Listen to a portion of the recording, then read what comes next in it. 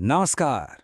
आज है 15 अक्टूबर 2025 और आज का दिन ना कई मायनों में बहुत खास रहा है। सोचिए, एक ही दिन में दुनिया भर में बड़े समझौते हुए एक ऐसी एआई सामने आई जो भविष्य देख सकती है और 200 साल पुरानी एक खोई हुई चीज मिली। अब सवाल यह है कि इन सब में कॉमन क्या है, क्या कनेक्शन है। चलिए इसी को समझते हैं। तो चलिए आज की सबसे बड़ी खबर से शुरू करते हैं और वो है प्लास्टिक पर हुआ एक बहुत बड़ा ग्लोबल एग्रीमेंट। तो हुआ यह है कि यूनाइटेड नेशंस ने प्लास्टिक पोल्यूशन से लड़ने के लिए एक ऐतिहासिक, एक लैंडमार्क ग्लोबल ट्रीटी पास की है। और यकीन मानिए, ये हमारे प्लैनेट के भविष्य के लिए एक बहुत बड़ा टर्निंग पॉइंट हो सकता है। और इस ट्रीटी का लक्ष्य बहुत बड़ा है। साल 2040 तक सिंगल यूज प्लास्टिक के इस्तेमाल को सीधा 50% तक कम करना। जी हां, 50%। अब इस पर दुनिया का रिएक्शन कैसा रहा, ये देखना बड़ा दिलचस्प है। देखिए, यूरोपियन यूनियन तो इसके सबसे बड़े सपोर्टर्स में से एक था। चीन कुछ बदलावों के साथ मान गया, लेकिन यूनाइटेड स्टेट्स ने वोटिंग में हिस्सा ही नहीं लिया। मतलब इससे पता चलता है कि ऐसे ग्लोबल मुद्दे पर सबको एक साथ लाना कितना मुश्किल होता है। इसकी इंपॉर्टेंस को यूएन सेक्रेटरी जनरल के शब्दों से ही समझ सकते हैं। उन्होंने कहा, यह हमारे प्लैनेट की हेल्थ के लिए एक बहुत बड़ा कदम है और मल्टीलैटरलिज्म की जीत है। सीधे शब्दों में कहें तो यह एक सबूत है कि जब सारे देश मिलकर काम करते हैं ना, तो कुछ भी मुमकिन है। तो सवाल यह है कि असल में इसका मतलब क्या है। देखिए, यह दिखाता है कि एनवायरनमेंट को लेकर दुनिया भर की सोच बदल रही है। इससे सस्टेनेबल पैकेजिंग में नए नए इनोवेशंस आएंगे और जो इंडस्ट्रीज सिंगल यूज प्लास्टिक पर टिकी हैं, उन पर जबरदस्त प्रेशर बनेगा। और हाँ, ये हर देश को अपने लेवल पर नियम बनाने के लिए एक फ्रेमवर्क भी देता है।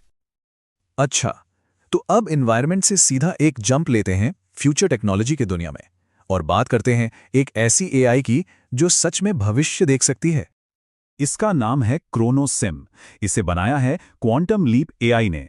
और ये कोई मामूली सिस्टम नहीं है। ये क्वांटम कंप्यूटिंग की पावर का इस्तेमाल करके मुश्किल से मुश्किल सिनारियों का भविष्य बता सकता है। तो ये काम कैसे करता है? सबसे पहले ये इकोनॉमी, क्लाइमेट, सोशल, मतलब हर तरह का भारी भरकम और कॉम्प्लेक्स डेटा लेता है। फिर इसके जो क्वांटम प्रोसेसर्स हैं, वो एक साथ लाखों सिमुलेशंस चलाते हैं और आखिर में ये उन मॉडल्स को जनरेट करता है जिनके होने की प्रोबेबिलिटी सबसे ज्यादा है। और इसकी एक्यूरेसी की बात करें तो सुनकर शायद यकीन ना हो, अगले 12 महीनों के लिए इसकी प्रेडिक्शंस 95% तक सही होने का दावा है। 95%! ये सच में हैरान करने वाला आंकड़ा है। अब जरा सोचिए कि इसका इस्तेमाल कहां कहां हो सकता है। इकोनॉमी में मंदी आएगी या तेजी, ये पहले से पता चल जाएगा। क्लाइमेट चेंज को लेकर जो पॉलिसीज बन रही हैं, उनका क्या असर होगा, ये मॉडल हो सकता है।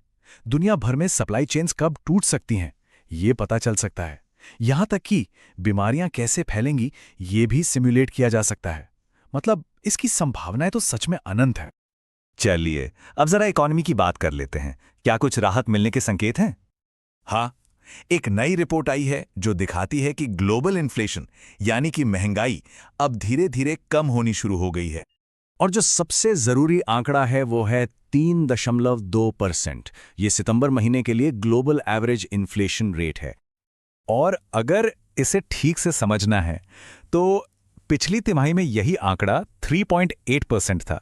तो 3.8 से 3.2 पर आना ये यकीनन एक पॉजिटिव साइन है। अच्छा, तो इस गिरावट के पीछे वजहें क्या हैं? जैसा कि इस चार्ट में दिख रहा है, सबसे बड़ा हाथ यानी 45% एनर्जी की कीमतों के स्टेबल होने का है। फिर 35% रोल है लोगों की डिमांड में आई कमी का और बाकी 20% में दूसरे फैक्टर्स शामिल हैं। और ये हमारे आपके लिए क्यों जरूरी है? क्योंकि इसका सीधा मतलब हो सकता है कि चीजों के दाम और स्थिर होंगे और आम लोगों और बिजनेस के लिए लोन लेना सस्ता हो सकता है। चलिए अब जरा एक बिल्कुल अलग खबर की तरफ चलते हैं।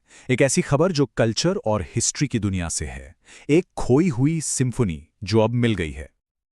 ये कहानी अपने आप में कमाल की है। सोचिए, 18वीं सदी में इसे एल्ब्रेक्ट रीटर नाम के कंपोजर ने बनाया और फिर ये इतिहास के पन्नों में कहीं गुम हो गई। और अब 200 साल से भी ज्यादा वक्त के बाद ये वियना के एक आर्काइव में मिली है। और सबसे बढ़िया बात, अगले महीने वियना फिलहार्मोनिक इसका वर्ल्ड प्रीमियर करने जा रहा है। इस खोज को लेकर जो हेड आर्काइविस्ट हैं डॉक्टर एलेना वेन्स, उनका एक्साइटमेंट देखने लायक है।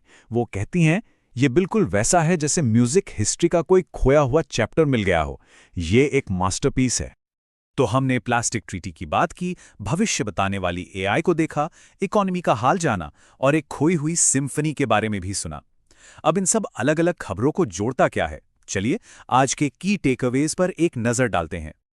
तो आज की बड़ी बातें क्या हैं? पहली, ग्लोबल कोऑपरेशन। दुनिया के देश अब बड़ी एनवायरनमेंटल चुनौतियों से निपटने के लिए साथ आ रहे हैं।